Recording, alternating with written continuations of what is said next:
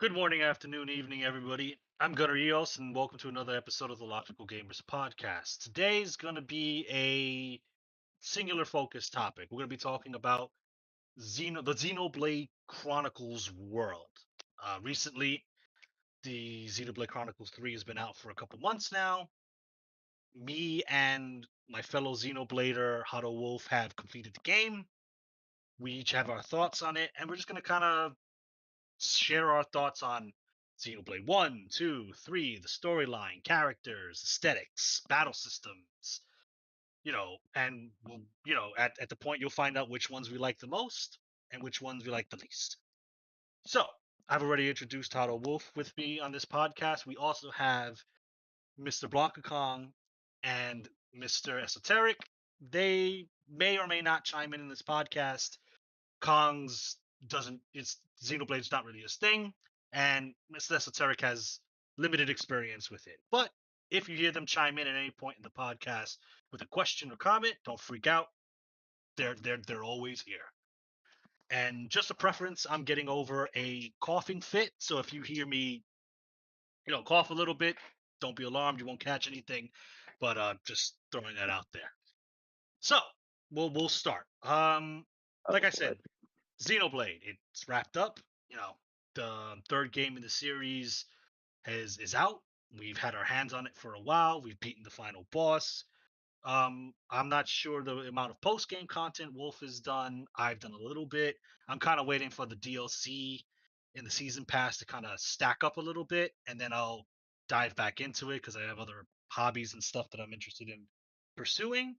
But I'll just give my thoughts on Xenoblade series, and then I'll pass it off to Wolf. So I've been playing the Xenoblade moniker, the series of games, since the PlayStation with Xenogears. Xenogears I played back when it was on a demo disc on PlayStation Magazine, so that kind of dates me. And I played the crap out of that demo. Like I played it over and over. The one boss fight that you got, I knew it by heart. I love the Xenogears series. Eventually, I got the game and I was able to play the entire game, and I love it. It's one of my top 10 games. Then the series kind of evolved into Xenosaga. We know about those. That's Cosmos, Telos, that whole thing. I had mixed feelings about that franchise. It's okay. It, not my cup of tea, but it was fine. As far as the JRPG goes, it was pretty solid. Then we had the Xeno Xenoblade Chronicles series and the spin-off Xenoblade Chronicles X. But we're talking about the Chronicles series specifically. Those games I love. To me, it's solid JRPG action. Now, after having played all three, they are different but have similarities. But they're different enough that you can categorize them as different experiences overall. So I'm a huge one. When they announced after the first one on the Wii, I love the Xenoblade series. I ended up buying it again on the new 3DS, and I ended up buying it again when it got remastered, so to speak, on the Nintendo Switch. So needless to say, I'm a fan. Played Xenoblade 2 multiple times, New Game Plus, new runs, and I've just played 3. So I'm a fan of the Xenoblade series.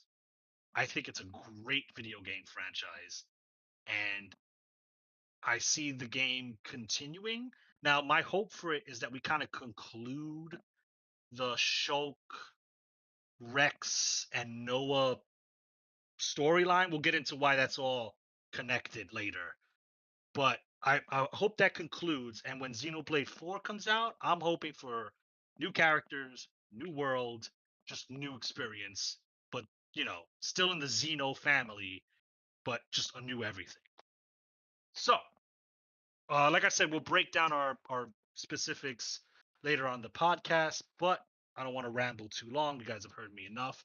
So I'm going to pass it over to Wolf, and, he's going to give us his thoughts on the Xeno games that he's played. So, I was not really a fan of the Xeno series growing up. I felt like they had too many long cutscenes.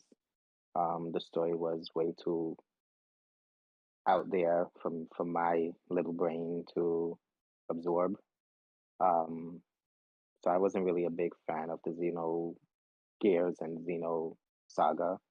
Now I didn't even have a much exposure to them as well. Like I didn't have consoles that played those games to begin with.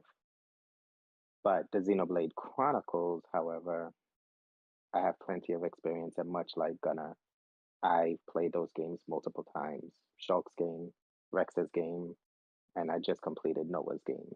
Um, so each and every one of them, I like. They each present something what I would that I do love about JRPGs. They each present something that I can say has great replay value. I have done some of the post game content for Xenoblade Okay. 3. I have. So whatever you mention, I should be able to keep up on. Yeah. Okay. I am not, at least I don't think we would be talking about Xenoblade Chronicles X, I think it's called. Yeah, Um, Xenoblade be- Chronicles X. Yeah, I consider that it's a I one-off game. Yeah. Yeah, because it's more about exploration and not necessarily about the stories and Right. the characters. Yeah, and it's not tied into the So Noah overall, Rex Shulk timeline. Yeah. right, right. So yeah, we're not talking about X. We will be excluding that one. Torna and the one that Shulk did, what one that was called? Uh, Shulk's own. His additional game. He had Right, that one. with him and Melia. Melia, yes. The name escapes Um, me.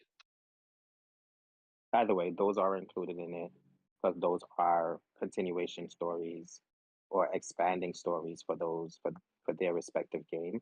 And I do expect that Xenoblade Chronicles 3 will get one as well. Yes, it's Um, the last option on if for those watching and listening, it's the last option on the DLC kind of roadmap they gave. It's gonna keep the trend going. yeah, okay.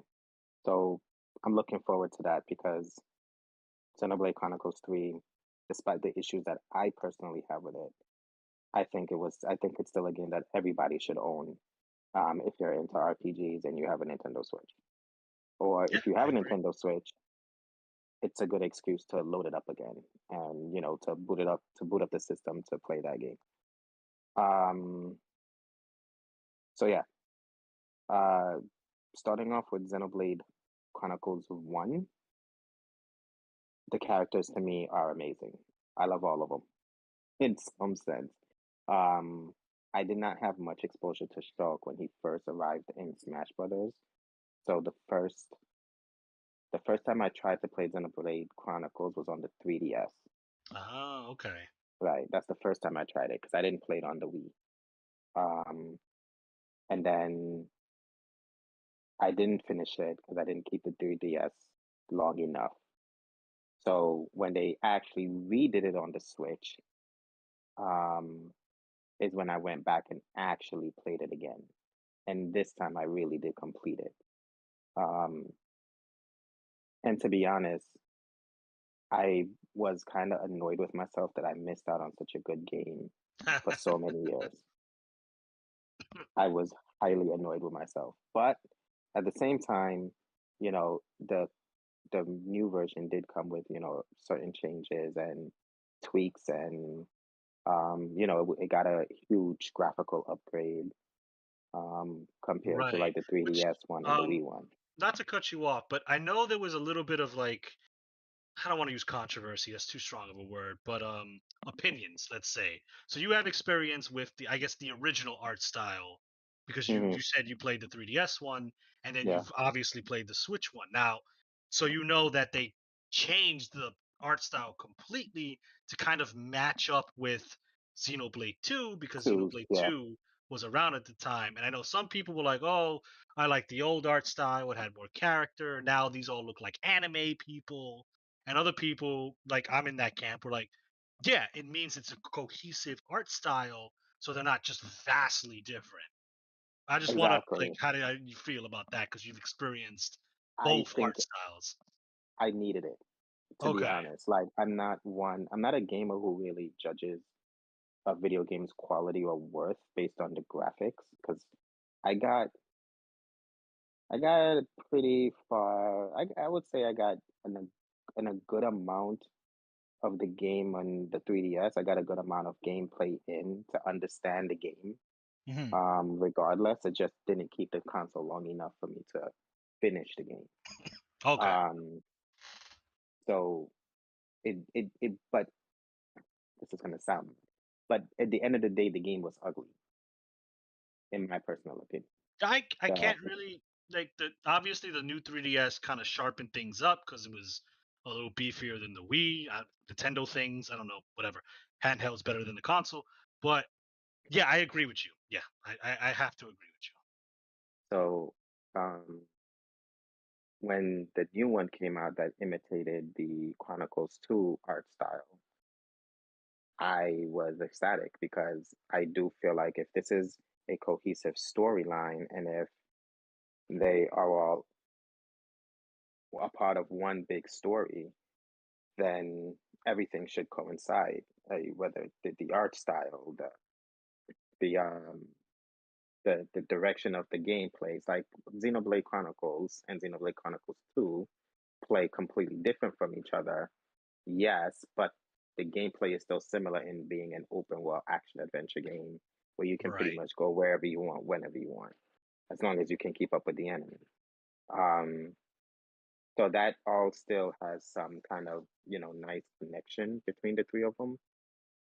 So I actually was very, very, very happy that I get to see the characters' facial expressions a little bit better. I got to see the armor changes because unlike the other two, the first one, whatever you equip on your character, you'll actually see it or you'll see their Yes. armor changes. Correct. So that was pretty cool to see better, more detailed, more clearly, more defined. Um, so Xenoblade Chronicles on the Switch to me was the best iteration of Xenoblade Chronicles. So that's the one that I played and beat. Okay. Um, Shulk is a cool character. Um, I didn't really have an issue with him as a character. I do love the how crazy the story got when you found out what his real origin was and what he actually, I guess, his status in the game for the actual story was. That threw me by Yeah. surprise. I had to pause the It, cutscene and it like, got very, very like what's the proper word? It got very, very otherworldly. If you can yeah, see where Xenoblade One started and where it ended, it's like, why it am got I in space fighting God? Like, it what's got going spiritual on? real fast. Yeah, it really did.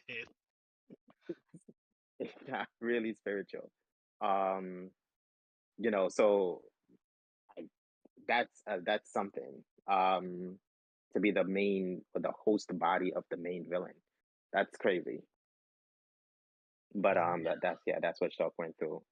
Xenoblade Chronicles 2, it's your typical anime story. Young kid finds superpower weapon or superpowers, um, uses it to save the world, falls in love.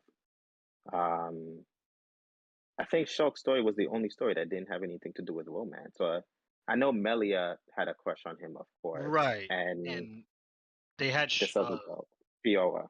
Fiora, which she was gone for MIA. Yeah, obviously spoilers in this video. But that should go without saying. Yeah. Who was MIA for a while? Then you find out Shulk thought she was dead. You find out she's not dead. She's a mecha girl now. So yeah, but Hmm. it wasn't just that wasn't the focus. You knew like the girls liked the main character, but there was never like a romance ever established or Established, yeah. right. Xenoblade 2 and 3 did that. There was an Yes. established romance within the group. So what did you think about let's hit the gameplay. What do you think about the gameplay between all three of them? Okay, so I like them all. If I didn't like them on a base level, I wouldn't be playing them. But I have to kind of lean towards the Xenoblade 1/3 combat Hmm. system over 2. Because 2 it felt like it felt like the blades were kind of just there to exist. The blades Mm, felt like passive machine generators, and Rex or Zeke or whoever you felt like controlling, they were the ones that did the actions. Now, obviously, you built yourself around the blade, but it just was it kind of boiled down to do your special move, and then the blade's passive effects would take over. Then you would just do the elemental game, and then once you got um once you had the Pyra and Mithra combo, and then the fusion, as far as my personal playthrough went, that's all I ever used. Those two blades were the only blade that existed.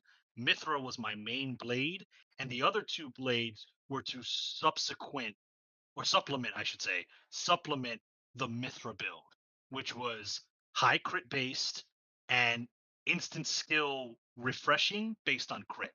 So you can say, well, Gunner, that's just you kind of limited yourself based on your playstyle. I'm like, yeah, sure, you could say that, but I liked Xenoblade 1 and Three's combat because to me, it felt more evolved.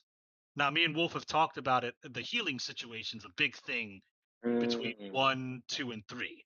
2 and 3 kind of mhm, have the same healing. I mean, 1 and 3, sorry, have the same healing setup. Two, in my opinion, it was way too easy. Once you figured out how the game operated and how to basically not exploit it, but how to maximize the battle system to its fullest potential, I was never in fear of dying. And I stopped using healing blades. I dropped Mia completely from my team because it's just the way I play. She didn't make for a particularly great blade, and I didn't need her healing. I didn't need Dromark because Dromark wasn't a particularly good healing blade, and I couldn't get rid of him. As bad as that sounds, he was stuck to Mia, mm. sorry. Um, so because I was able to just pump out so many healing potions with pretty much just Rex and Anchor Shot. Anchor Shot is the most busted fucking skill in that game. Creates potions and initiates topple. Like that's just fucking cracked, as the kids say. So it's like to me, it took out one of the challenges, not challenge, but the difficulties of a game like that. I didn't have to worry about healing. Everything was DPS. Everything was damage. Whereas in 2 and 3, whether it was Charla or Melia, or in 3 anybody could be a healer.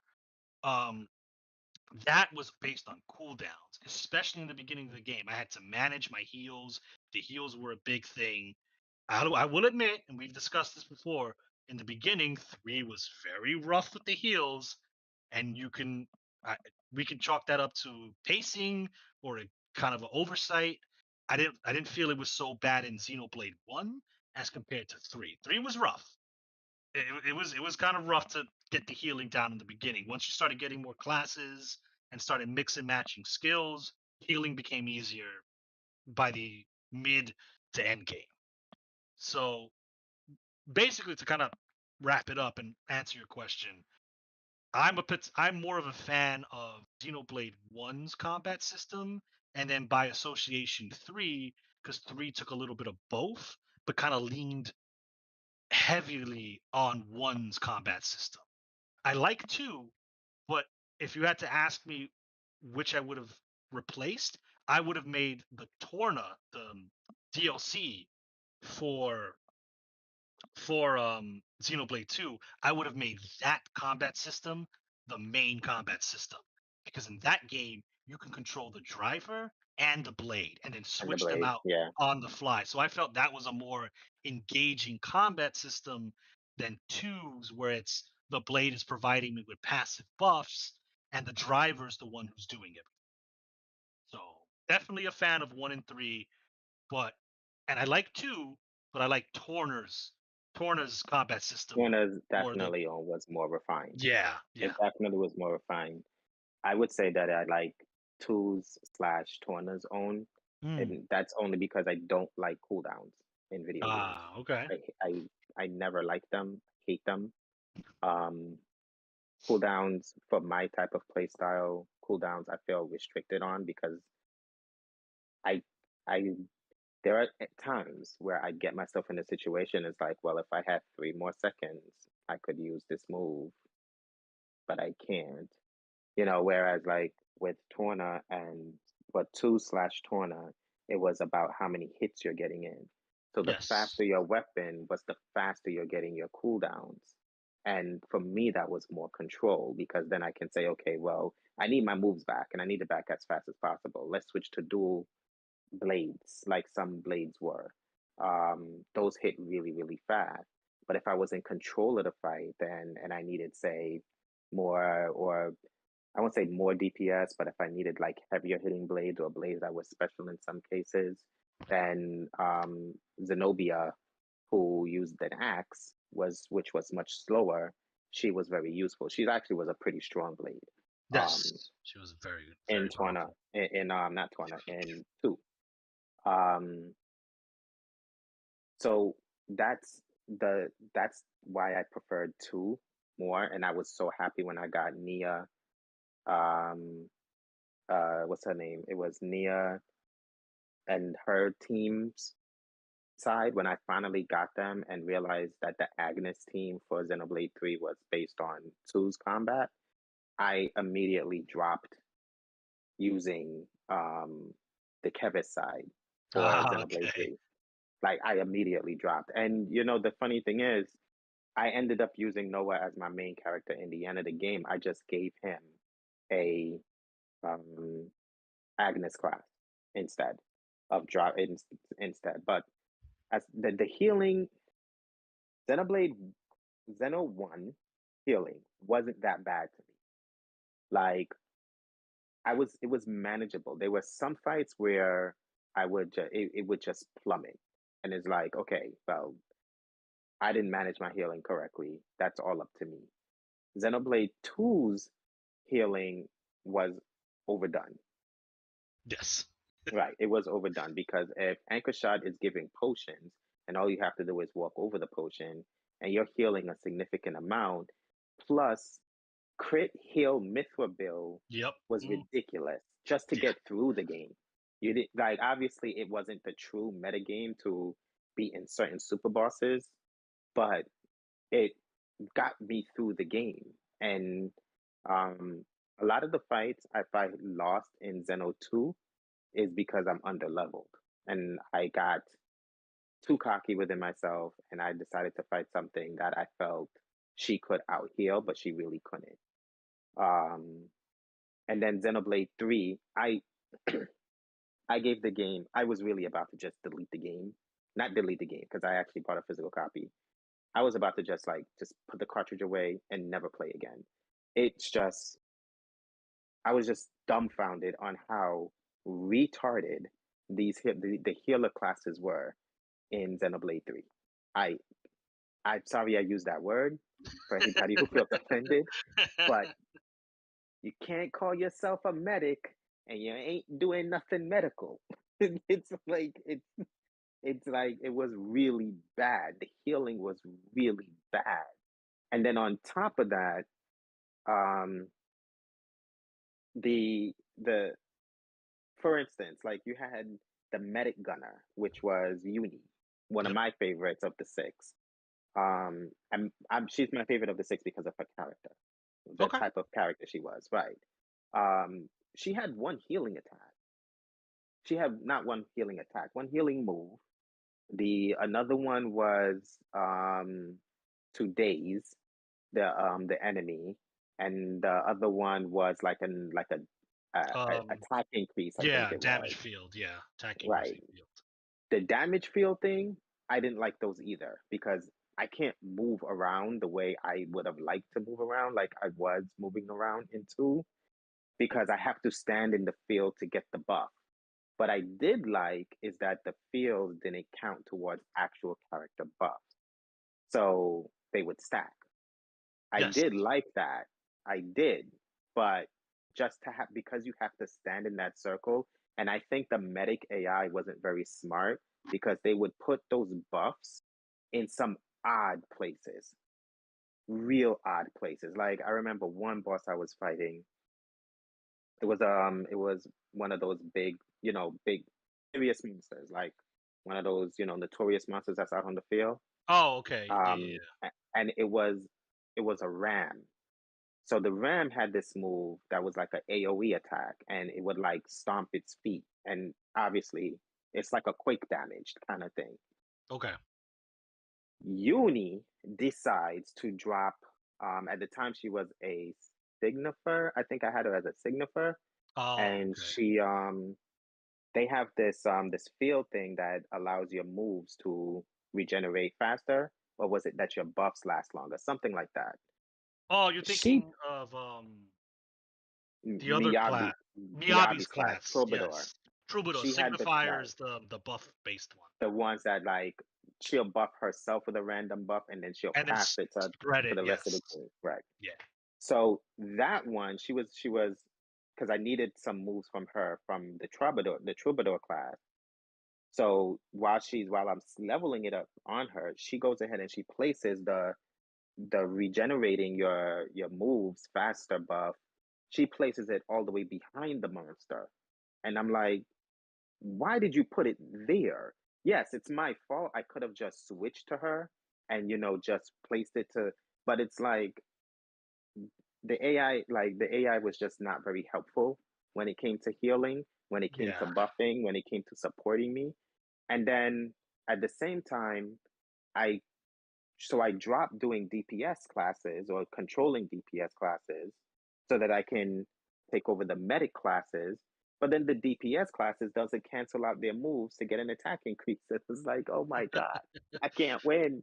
Yeah, It's I'll like, admit the healing AI was a little wonky. I think because I've seen it in fights on my end. I think what she was trying to do is there might have been a DPS there at the time, because what I noticed is that if the attackers are AIs, they'll try and do side and back bonuses. Well, they tend to yes, prefer side bonuses more. yes, So they they'll do. either be to the side or behind the enemy. So I think what your uni was trying to do was trying to give that to the DPS because the AI felt that was the class that needed it the most.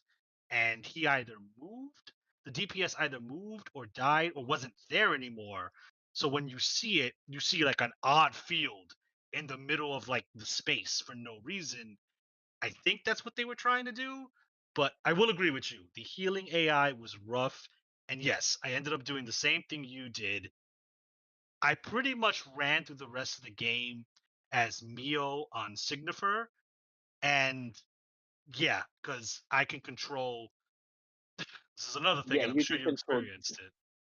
Yeah, and, like I did it because I can't tell you the amount of battles I have lost because the boss does a big AOE move.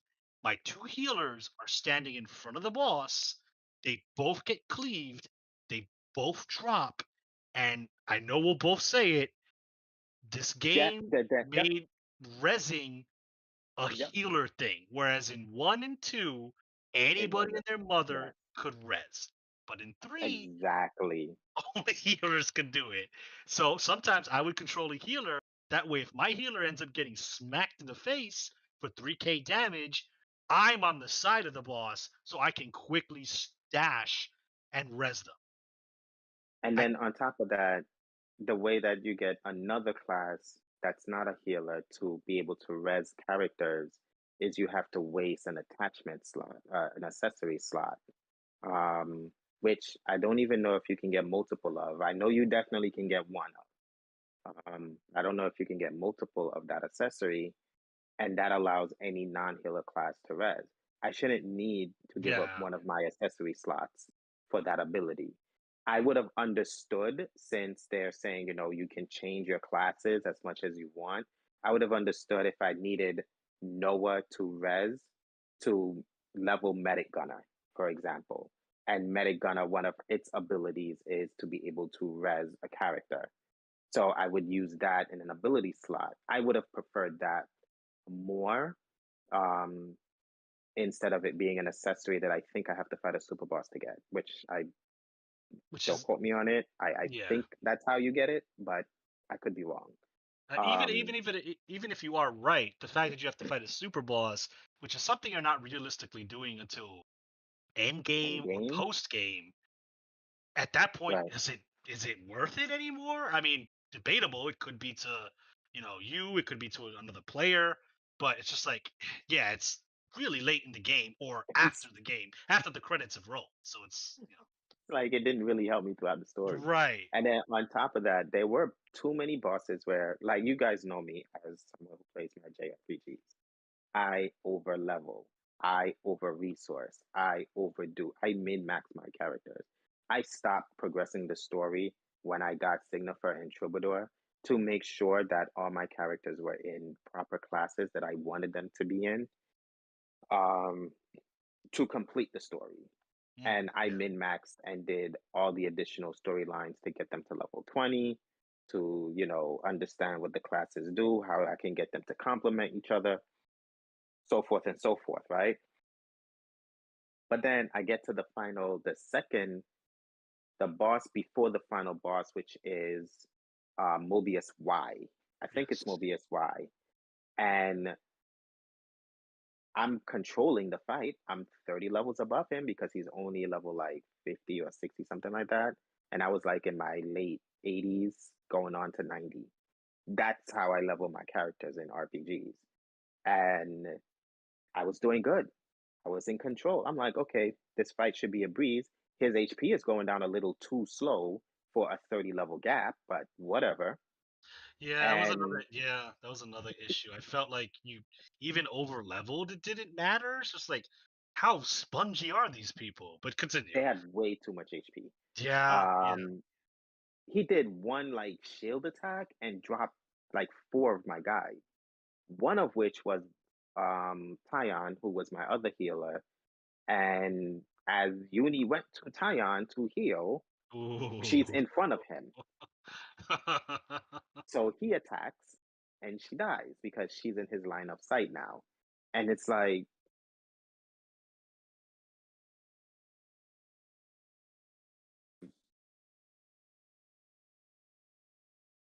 I have to fight this, I have to restart this fight all over again on a boss I'm 30 levels higher than. Yeah. Hmm. Didn't compute with me. Like I got so frustrated that I put it down and I actually went some to do something else and I came back to it. And this is the boss right before the final boss. The final boss was nowhere near as frustrating as Yes. nowhere near as frustrating as other bosses in the game. So the combat system to me in Xenoblade 3, especially when it came to the healing, was a bit frustrating. It was a bit confusing figuring out that Kevis classes cannot take moves from other Kevis classes. They can only take moves from Agnes classes, and Agnes classes can only take moves from Kevis classes. And I thought that was a nice idea, and I think they obviously did that out of balancing because to be able to take moves from any which class, regardless of the side, you could come up with some really broken combinations. Oh Um, yeah. Yeah. so I understood that after I figured it out. The combat system, I do love the Ouroboros combinations. I thought that was pretty cool when they, came together and they fused to that big monster or or machine-like thing. I abused the hell out of that. I thought that was pretty cool. I actually took time to grind out the extra abilities with that. And Same. when I finally got Smash, I was so happy because I don't like Days whatsoever. Even though Days ended up, what's the final part for Days? Yeah, It's it's like you toss them and they drop items. yeah, I don't it's not a knockback, but I guess it's kind of a knockback where they'll go flying and yeah, they'll Yeah, drop extra items and I believe if they're enraged, it will it's if they're in rage. Yeah, yeah, it'll cancel out the enraged effect, which for those who don't know, boosts their damage and generally you don't want the boss sitting in enrage mode because that's how you get these really easy just sudden damage spikes. right, exactly. So with that, I did like that in a way of abusing certain enemies to get multiple drops from them for certain accessories or certain items. that I needed to build my gems, which Yeah. also was in Xenoblade 1, the gem system where you attach it to your character for additional stats. Um, so Xenoblade 3 took the nicest parts of 1 and 2 and made it into a nice little fusion game. I like Xenoblade 3's combat system overall. I think it is the best out of the three of them. But Xenoblade 2, the reason why I gravitate to that is because that game was sorely in control or solely focused on you being in control of your moves. If you needed your moves faster, if you wanted it to be recovered faster, you can just easily switch to a faster weapon, and Rex would go ahead and build that gauge.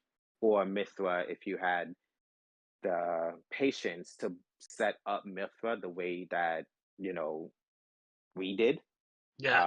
she would be the best blade for you to go through with the story. And regardless of how powerful she was with her crit heals and her automatic regeneration on moves if she crits and stuff like that, she still technically wasn't the best blade in the game.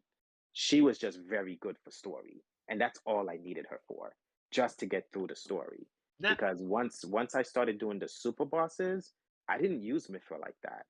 I There were super bosses that I couldn't use Mithra against because she just didn't make sense to use.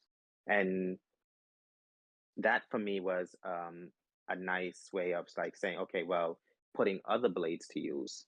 I would say, and this is a part of the gameplay, Xenoblade's two biggest problem when it came to the gameplay was most of the blades were friggin' useless. Most Yeah. of them. Mm, Yeah. Yeah, I and you will can admit that. chalk that up to play style. Like I know people and like, oh, but I liked mine because she was the cute lolly. I get it, I get it, but it comes down to for us anyway in this group, it's function over form. Yeah, And yeah, I have to. A lot of the blades were just like, you look cool, that's but cool, but but you're you're not not. very good. Yeah, you're not helping me out here, dog. Like, Dromark was cool. He was a cool lion. He was the worst fucking healing blade in the game, and I couldn't remove him because he was Nia's boy and he wasn't going anywhere. So this Yeah, character is gimped because I he's not that good and I can't do anything about it. It still bothers me. yeah.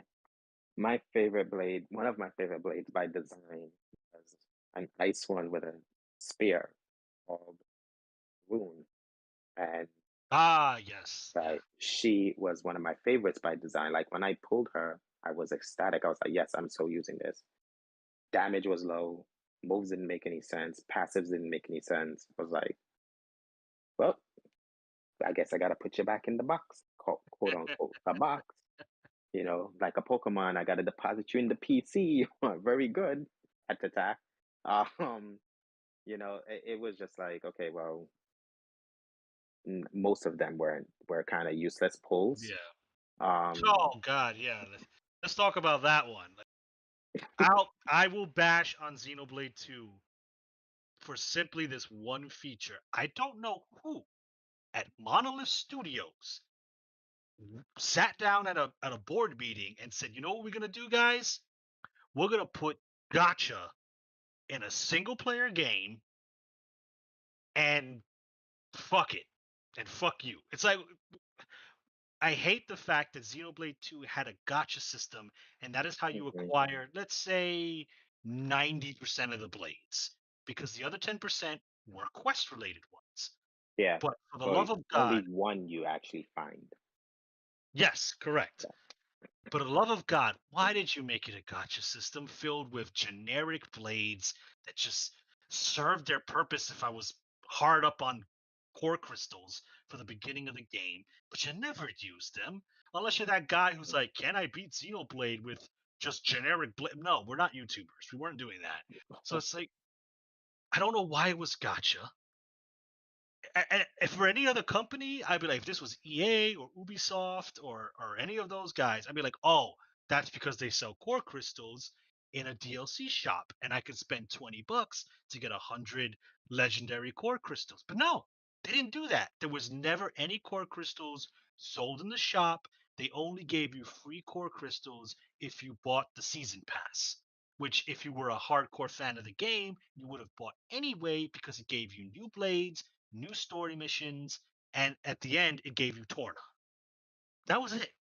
So I had to pull blades like I'm playing the gotcha game in a single player game, and then I had to fight super bosses or high end bosses in order to farm legendary core crystals because that had the highest chance of dropping legendary blades. And let's not even get started about infusing certain elements. So it's like, oh, I really need Cosmos, but Cosmos is a dark blade, so let's infuse dark essence to kind of maybe skew in the direction of dark and light to kind of limit the pool.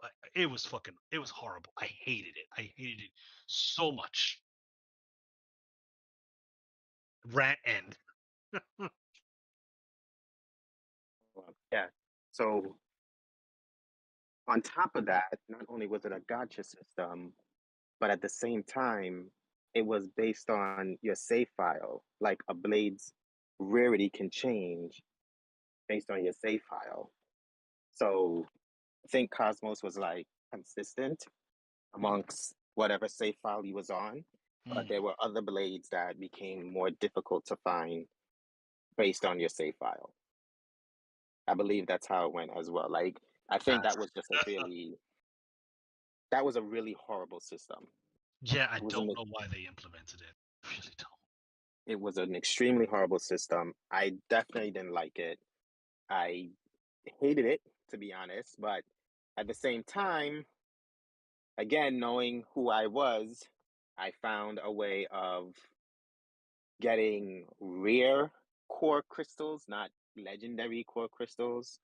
And I farmed that until I got every blade in the game and I stopped the story to do that. And that was pretty early in the story.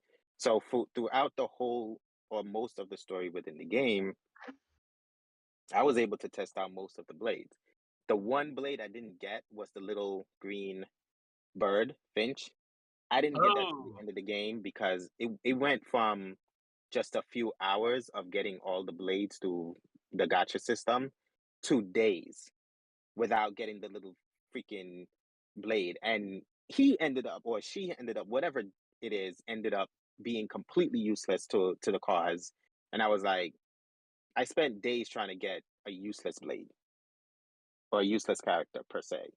So for me, it was just like, oh, that didn't sit well with me. That left a bad taste in my mouth with Xenoblade 2. yeah. And not only that, you couldn't freely transfer them. You had a way to do it called override. Yeah, Override. They were override something. So, yeah, like forgive me. items, override Yeah, protocols or something like that. override Yeah, protocols. That's the name of yeah. it. And Mm. it gets better. There are only a certain number of them per playthrough, Yep. which means you can't farm them, you can't buy them. You just get a couple throughout the playthrough, and you better be real fucking careful who gets what, and you better make sure you want the right person. You want Morag to get that blade, you better pull on her. You want Zeke to get Mm-hmm. that blade, you better pull on him. And then Mm-hmm. let's pull another twist on you. We're not going to tell you until, let's say, 75% through the game that Rex can just use any blade regardless on who it's connected to because he's protagonist. And if you pulled on Rex, you're a fucking idiot. Like, that was the one spoiler that I read. I was like, wow, thank you for spoiling that for me. So I know to never pull on Rex ever, because at a certain point in the game, he will just get Get access out, to yeah, get everyone's blade. everyone's. He can take anyone's blade. Yeah, And it's like, that that was something. yeah, it's like you could have at least, I don't, hinted at it, or I know it's supposed to be a big story development. He gets a costume change. I understand that, but it's just like, if you pulled on Rex and you find that out, you're either gonna stop playing or be really annoyed for the rest of the game. Yeah, yeah, that's true. That wasn't a very good gameplay mechanic in Xenoblade 2. I will say that I did what I did like about Xenoblade 2 was the side missions. There was not, I believe Xeno 1 had over 400 or 300 side Yeah. missions. Oh yeah. Oh And yeah.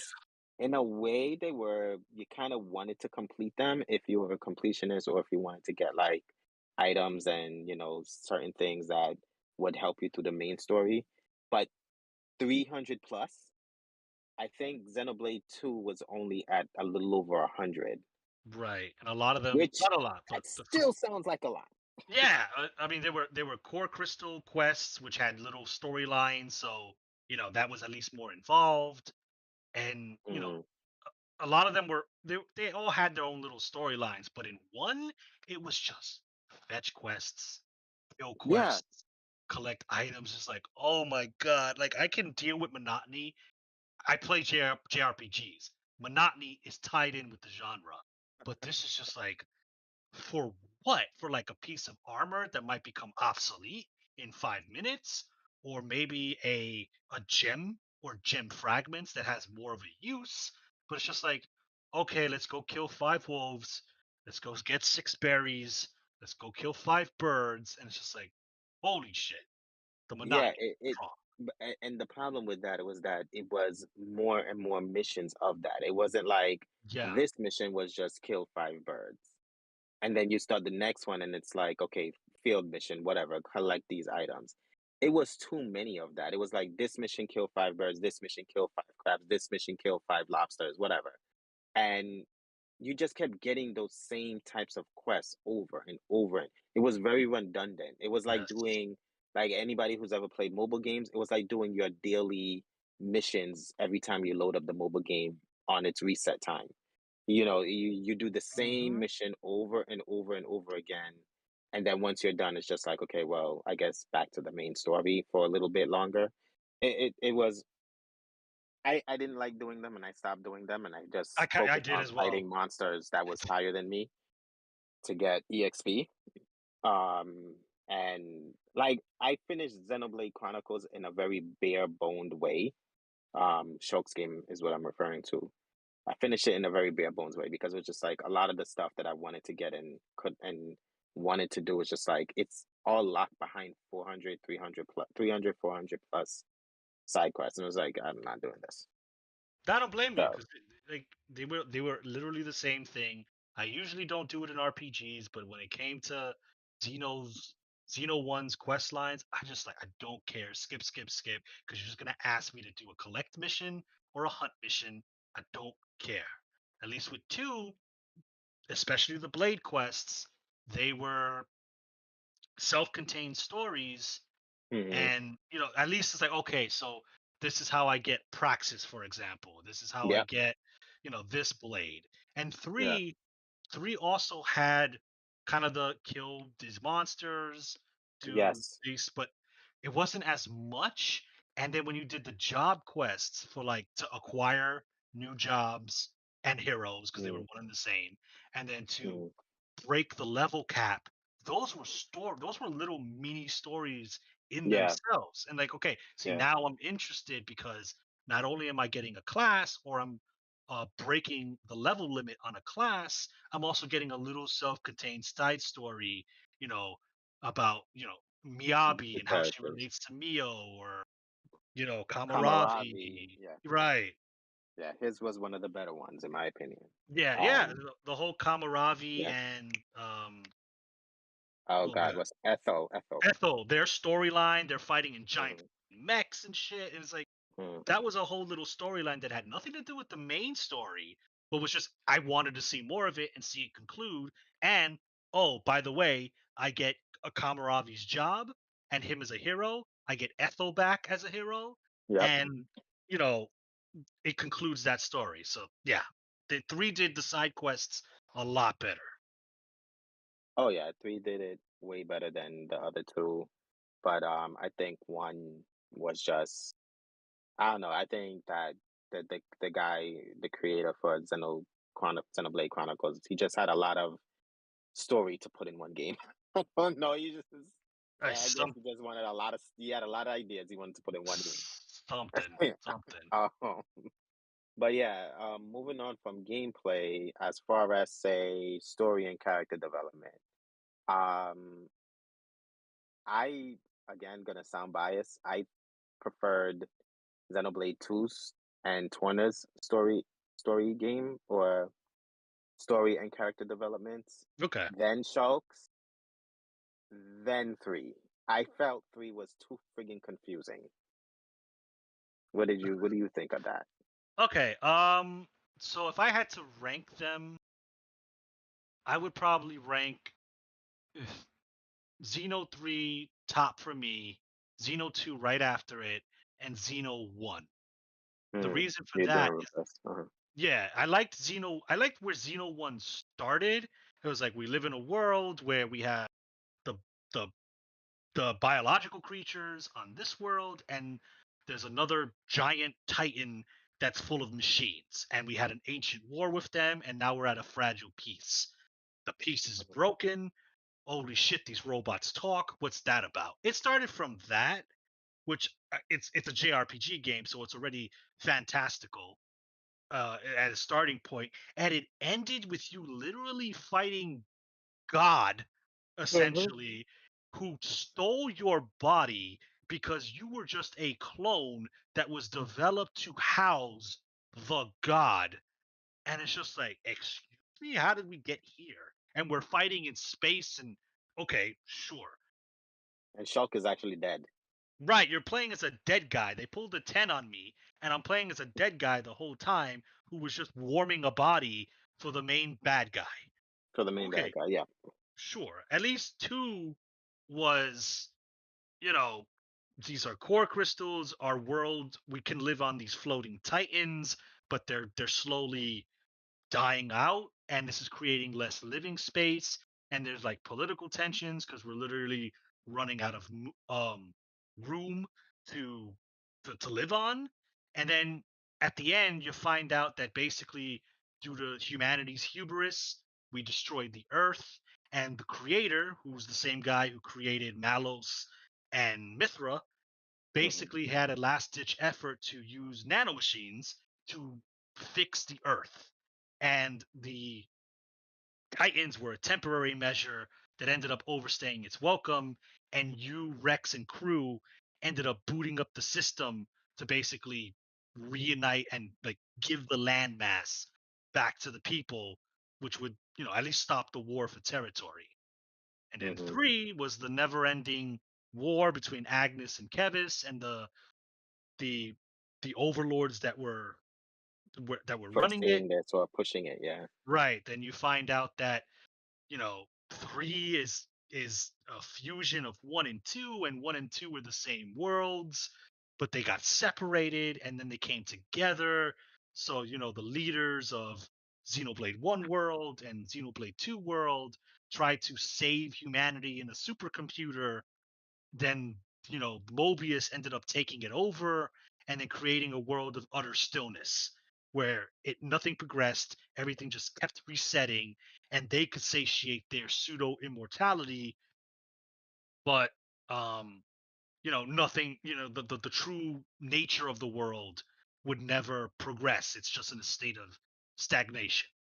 So I know anybody Mhm. listening to that is like, they all sound fucking out of this world. And yeah, they do.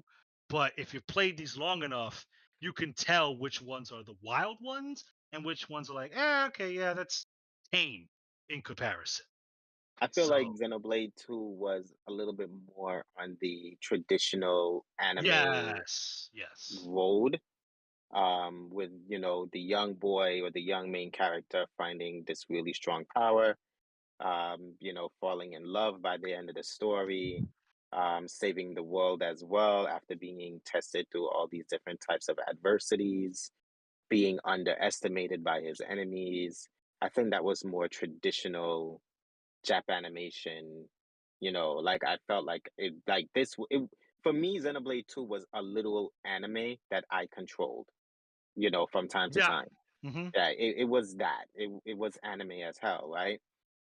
Xeno 1, it threw me off when I found out that Shulk was actually a zombie or just a husk to maintain Zenmus, I think his name Zenmus. was Yeah, Zenmus. Zemnis, and it was like, okay, that's interesting, and I appreciate the fact that Shulk and Rex were main characters that was main characters by chance, and there was nothing real special, anything special about them. I like that. Whereas Noah was born special because his weapon. Noah was born special, hands down. Like as a main character, he was born special. He wasn't by chance. It wasn't, like, okay, well, I just happened to run into this. It was his quote unquote destiny to do what he did in Xenoblade 3 eventually, because Noah failed many, many times until he became a bad guy Yeah. himself. Um, so with Xenoblade 2, as far as like the character development, I like how Rex went from being this I won't say nonchalant, but he was like this kid that didn't really know much about what's going on in the world around him. He was Mhm. more focused on just doing his job. And from simply doing his job, he was killed or he was attacked for it. And then, that's when Pyra came in and saved him. Um, it was anime as hell because he almost instantly knew how to fight the moment he picked up Pyra's sword in the first cutscene. As badass as that cutscene was, Yeah. it was just more like, so now you're a master swordsman because you're going up against guys, who are obviously pretty skilled at what they do, unless these villains suck ass. And this is obviously before I knew Right. Right. anything about them being 500 years old. That made it worse when I found out that they were like 500 years old. And it's like, you guys can't keep up with a 10-year-old. Like, this is horrible. Like, these guys are Yeah. Like horrible. he went from battling crabs with a sharpened stick to just doing these like fucking flips, and he knows how to do the ultimate fire move, and it's just like, okay, okay, Ichigo, I see where you're coming from. I He understand. became a master swordsman in a blink of an Yeah, eye it's like, using okay. Pyra. It was crazy for me. But I did in the beginning, I think Shulk's storyline had the best. It started off the strongest out of the three, but it went down. Um, for me, it went down because it was just more like this is getting more and more spiritual. It's getting more and more weirder. They ended up fighting in outer space. Right. Um, it was just like you left Earth, or you left I mean, they were on a friggin' Titan, a mechanical being that froze and became land for them. It already doesn't make sense, but at the same time, your ass ended up all the way in space by the end of the game. Like at least the other two, well, one and two, they did end up in space, but they were in a space station, not space. Right. Yeah, because you find out too is there was, the old world was kind of, reminiscent of our world, modern building, Yes. space Hmm. stations and stuff like that. Yeah. But it's funny Yeah. that you mentioned one and how it had religious undertones, which now I understand because you said you never played the Xenosaga games. Right. The Xenosaga was all religious undertones. Cosmos Mm, was literally supposed to be the embodiment of Mary Magdalene. Like, we're talking about really? Christianity and like Jesus. So Okay. that's why if it feels like that, because they probably took it from the Xenosaga series. But it's interesting because when I beat Xenoblade Chronicles 1, I was like, what the fuck? Am I playing fucking Xenosaga again? But it's not now. Yeah, that's, you got it actually right, and it's because it's not the first time that franchise has done that. Okay, that's starting to make more sense to me now. Because again, I didn't play Gears and I didn't play Saga. I knew about Cosmos obviously because she's one of those just simple. She's simply one of those popular anime She's video a she's game a yeah characters a that's mascot for everywhere. Bandai Namco. Yeah, she is. Right, she's everywhere. Like if you type up anime, I'm pretty sure within that Google search in the images you're gonna see a picture of Cosmos. You Yeah. know, um, so it went that way for me, and it's not like I was completely against it. It was just like this thing went from just being leveled and grounded as Yeah. a story to Yeah. just being like, oh, by the way, our imagination is just fucking wild, and this is what we're putting in the game. Yeah. I kind of Um, wish one stayed grounded. Grounded. It's like we're Yes. fighting the machines. Maybe you find out that the machines aren't really the bad guys and they're controlled by, which was getting like that was kind of where they were going Yeah. until you beat like the leader of Mechanus, and then Mechanis, right. all of Yep. a sudden Shulk just dies and fucking is reborn as some winged fucking No, Jesus dude. Sure doesn't Sure doesn't die. He goes you mean he goes back to death. Like Right. he Like goes back to being dead. It's and, like what? and then like fucking oh my god, I forgot his, but you thought he was your friend, and The old man. yeah, Yeah. he comes back. It's like, oh, I'm secretly a bad guy this whole time. I was just raising you. You were never born. You never had parents. You're a Yeah. fucking fetus. It's like, what the? Okay.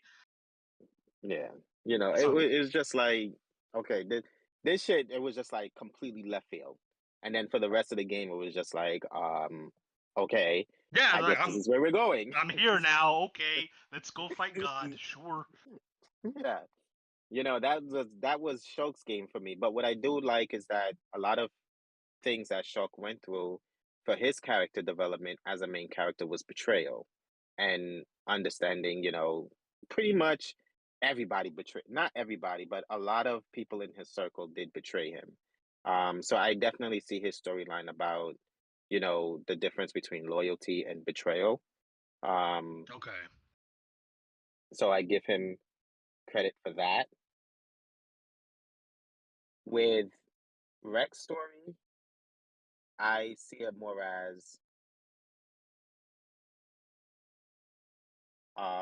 because even when I played Torna storyline, I understand where Mithra was coming from on how she ended up creating Pyra.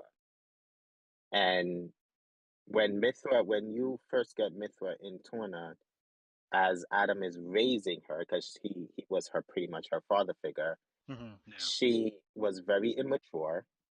She was very vain. She didn't really show much sympathy, but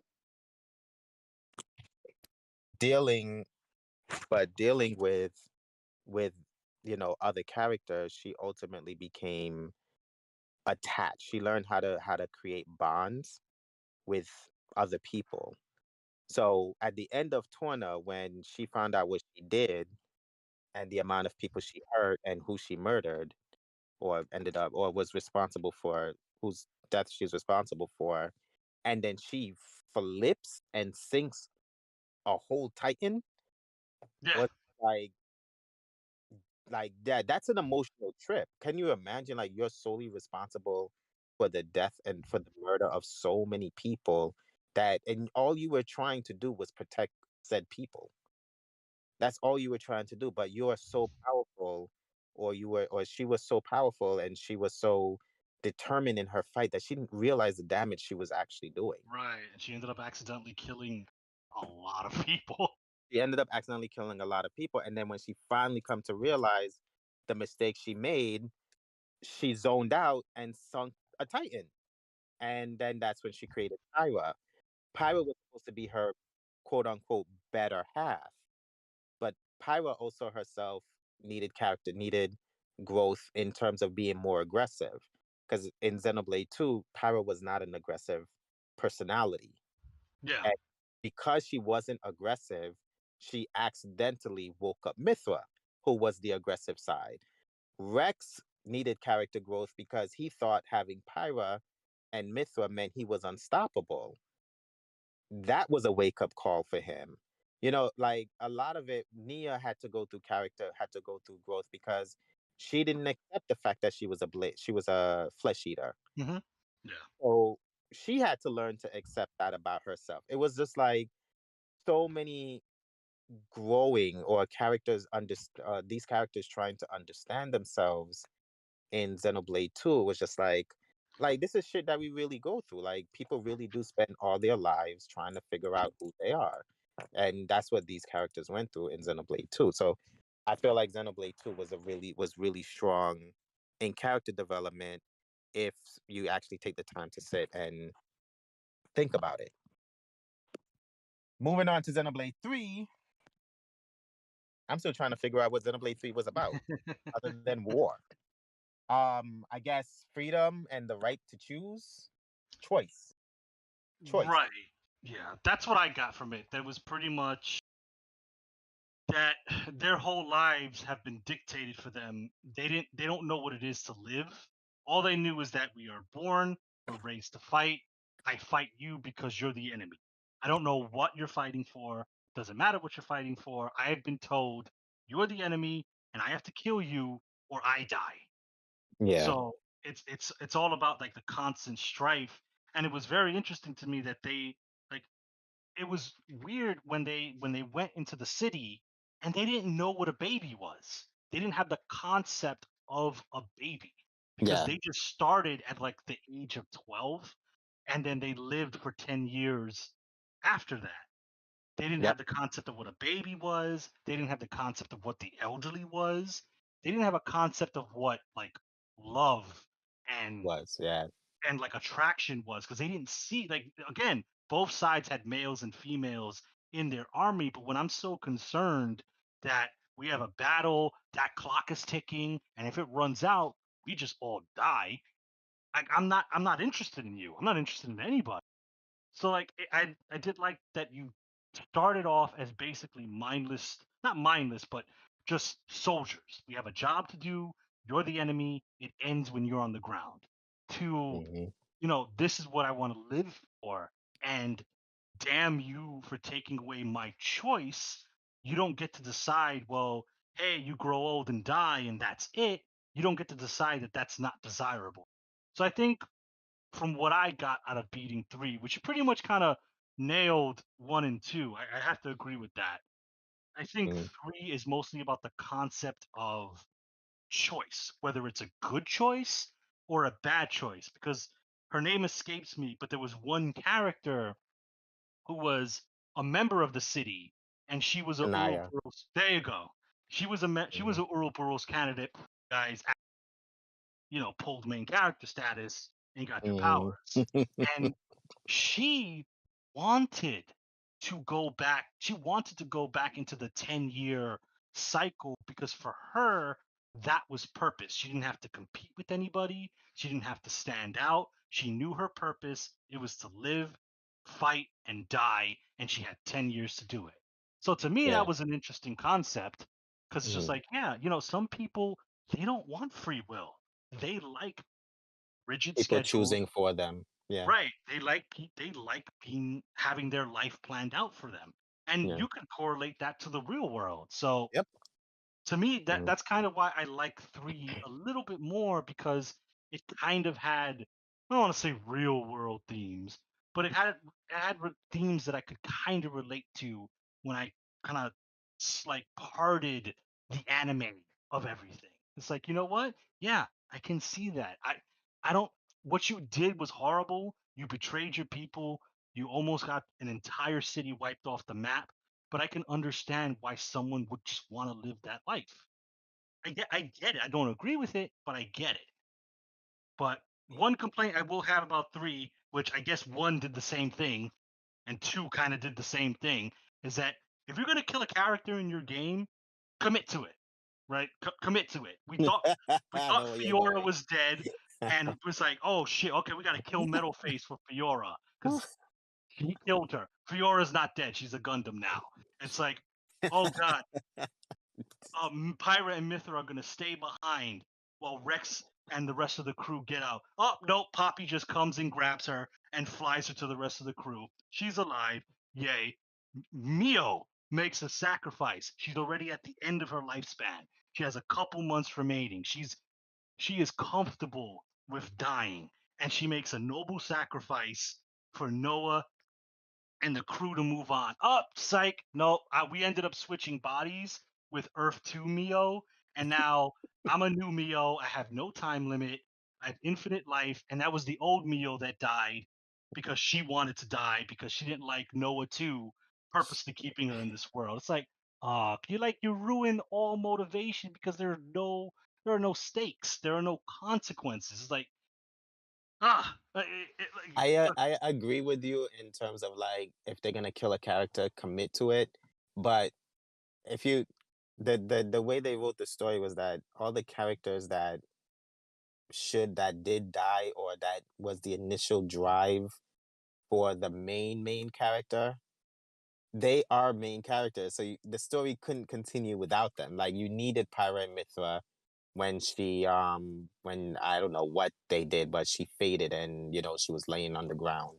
You needed Fiora because obviously she was Fiora could have died and Yeah, not come back. but I mean, I like Right. Fiora, but if she wasn't for the rest of the game, Yeah. it wouldn't have hurt the overall It game. wouldn't have hurt the overall game. And then, Mio being one of the main protagonists of the third game, she needed to be around in some way. Could she have been around spiritually? Or they could have used um the machine that, Mobius Y was using to recreate soldiers. But then they threw in that whole, well, if you die because you hit your 10-year mark, you don't get reborn Right. nonsense. And it Yeah, was like, why did y'all throw that in there?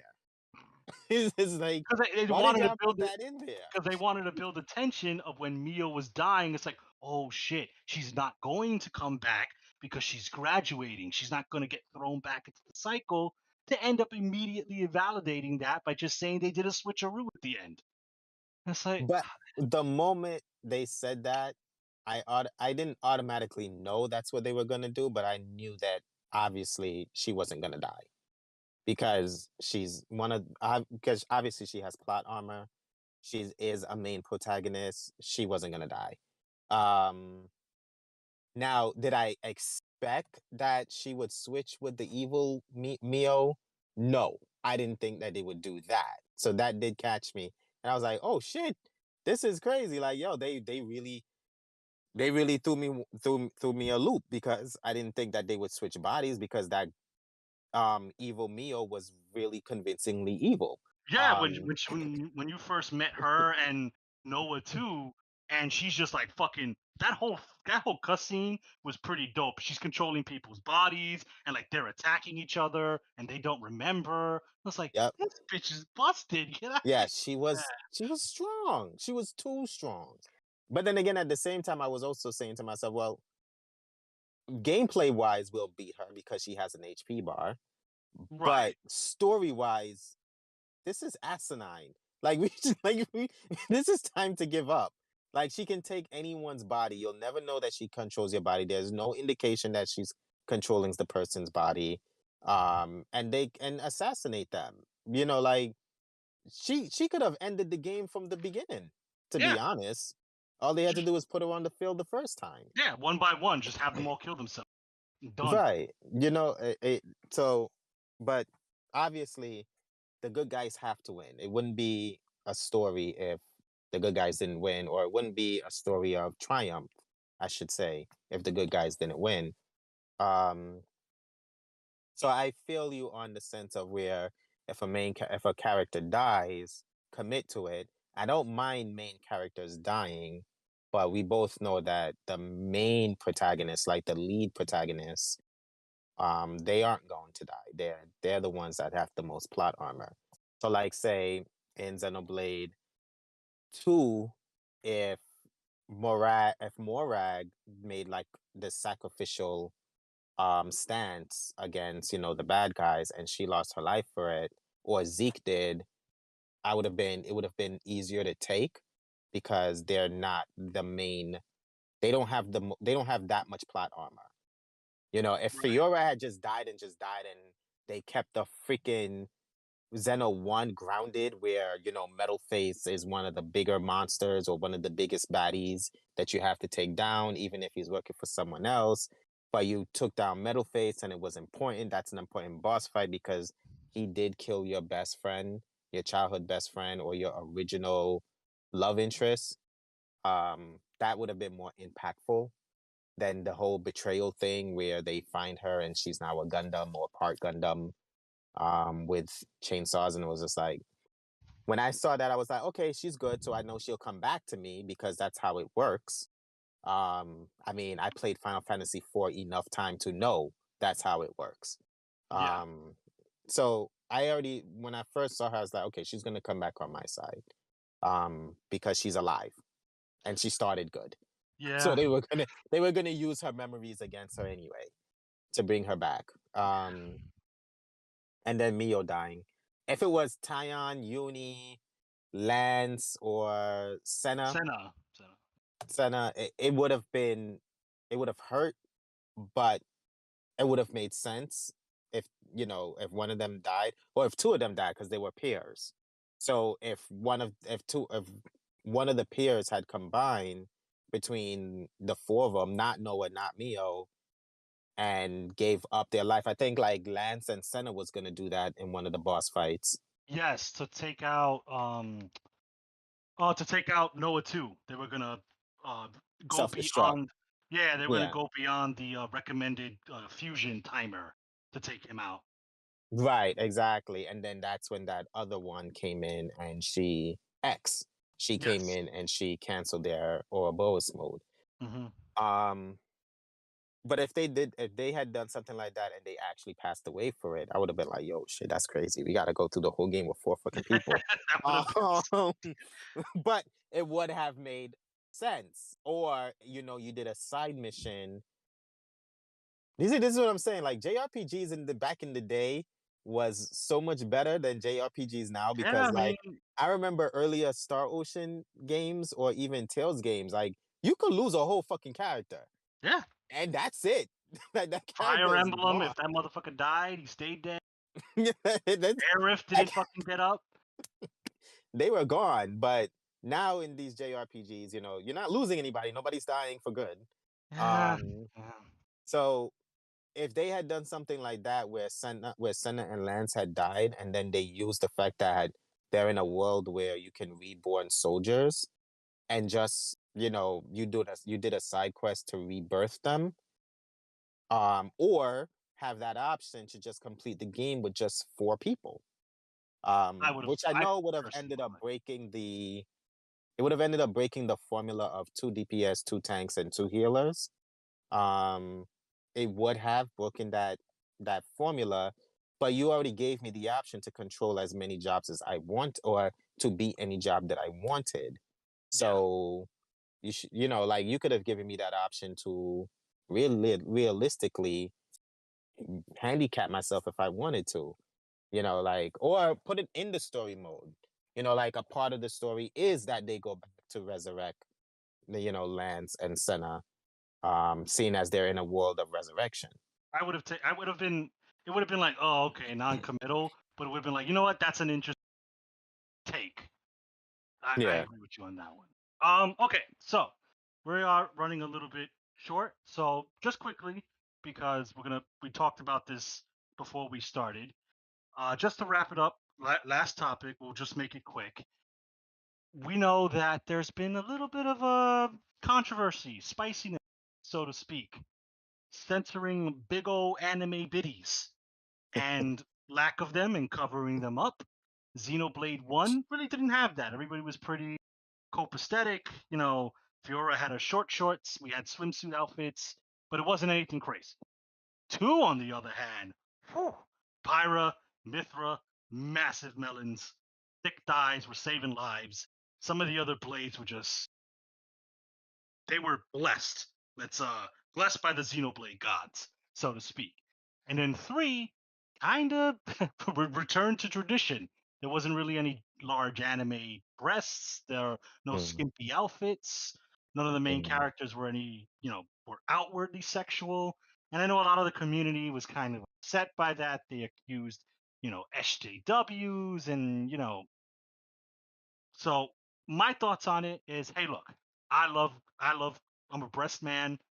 In case anybody was wondering, I'm sure nobody was, but I like the female body. If I see an anime is just known for this, Japanese anime is just known for this. So if I see it and I see giant melons, I'm not really gonna get offended by it. It's like, okay, cool, that's nice to look at. That's there in practical combat, but hey, whatever. I like looking at it, but it could be there, it could be not. Unless that's the focal point of the game, unless sexuality and you know being sexual is the focal point of the game, it could be there, it could not be there. So when they removed it from 3 and kind of everybody more militaristic, form, function over function over form, and there weren't assets, so to speak, it didn't really bother me so much. I didn't chalk it up to modern, so it's just like, look, this is what they're going with. And if Mhm. it wouldn't jive well if Uni was like wearing a crop top that showed under boob, and she's trying to preach to me how, oh my god, I have PTSD from being killed in my past life. Like, it wouldn't have the same impact if she was scantily dressed. So I didn't mind it. It doesn't really bother me. If it's there, cool. I'll ogle. But if it's not there and the story is still solid, I'm cool with it. So quickly, I just wanted to get your thoughts on that, comparing like the, I guess, Yeah. sexuality of 1, 2, and 3. So Xenoblade 2 definitely had a lot of sexuality behind it. Like again, one of my favorite blades, Perun, in her awakening animation, she pretty much pole dances on the Mm-hmm. lance before she ends the animation. Cosmos flips opens for her cannons. Pyra and Mithra has breasts for days. And then there's the bunny girl. Yes, I don't remember her name, So but I just know the bunny. right. Helena, something like that. Um, so there was a lot of sexuality in Xenoblade. Tora, it was the little Napan. He was very perverted. It's pretty much why Poppy went through multiple levels as if she's growing up, which was weird. But, Right, but right. again, my thing is, these video games come from a completely different culture from the West, Yeah, yeah. and in that part of the world, that aspects like that is accepted, whether it's manga, anime, video games, some type of form of sexuality will be a part of that content, whether it's big breast woman or dudes with a lot of muscles who's the chad of the group. Um so if you want the content from that culture to be brought to your culture, you have to understand and respect what that culture accepts. That's my point of it. Okay. So I never once in my mind, of course, when I first saw Pyra, I was like, wow, okay, well, Mm. she's loaded. Right? Like she just doesn't have a big sword. There's a lot of Right, big assets on Pyra. But when I first saw her, I was just like, okay, well, this is typical of Japanese animation, right, or this right. is typical of the of Japanese content. The main female is sexual in some way or have sexual assets in some way.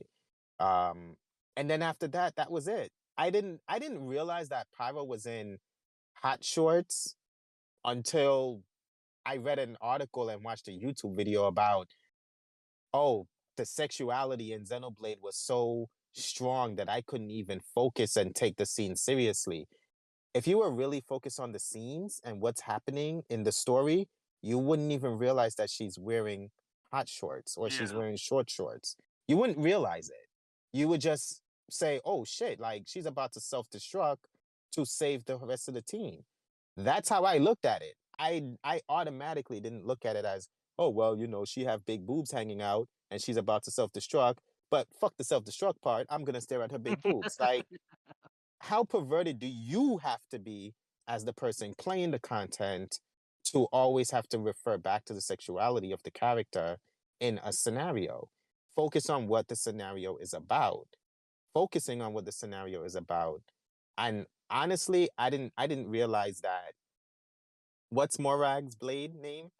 Bridget. Um Bridget. I didn't realize that Bridget had was showing cleavage down to her belly button. I Yeah, didn't her. realize, Yeah, yeah. yeah.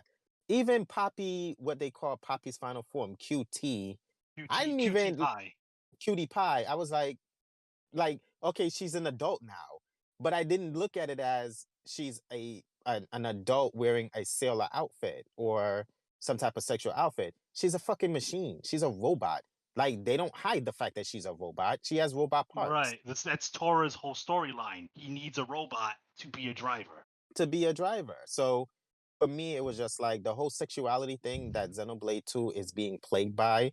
I think it's just people who, again, want content that's not a part of their culture, but doesn't want to accept that what that culture is bringing to their culture.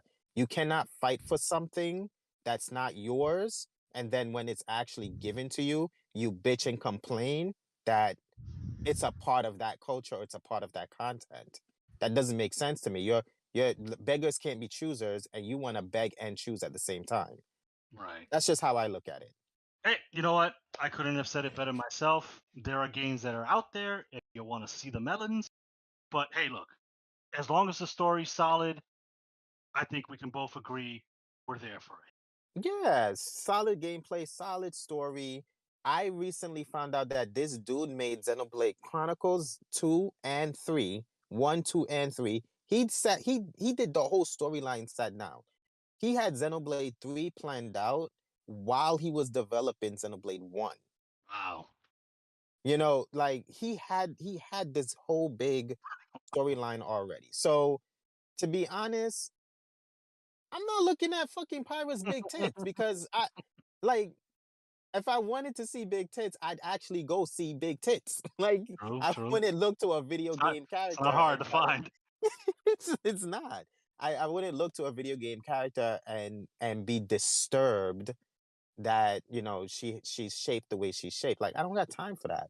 Is this character making sense to the world that she's a part of?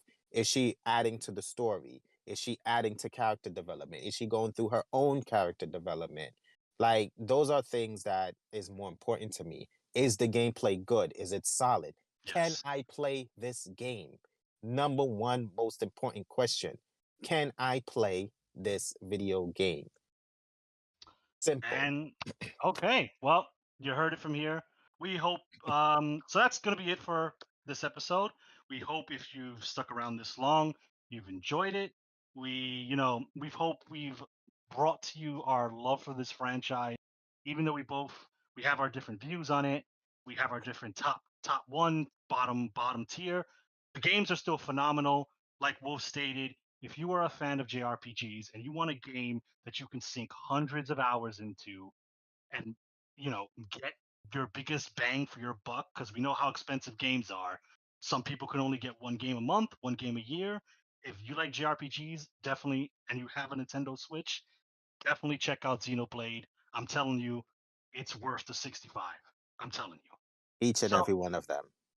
exactly, like quality content that you don't see a lot nowadays. So, like I said, on that note, we're going to conclude our episode here. We hope you've enjoyed it. If you liked it, give us a like. If you disliked it, give us a dislike. Tell us why you disliked it. Put it in the comments. Maybe we got it completely wrong and we're fucking idiots, or maybe we're geniuses. Hey, let us know. We'll let you know how we feel. Either way, thank you for watching.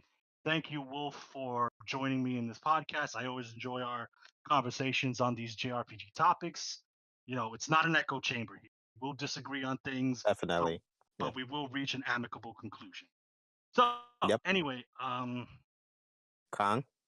I'll let Kong, get the business aspect out of the way. Once again, thank you for watching and listening.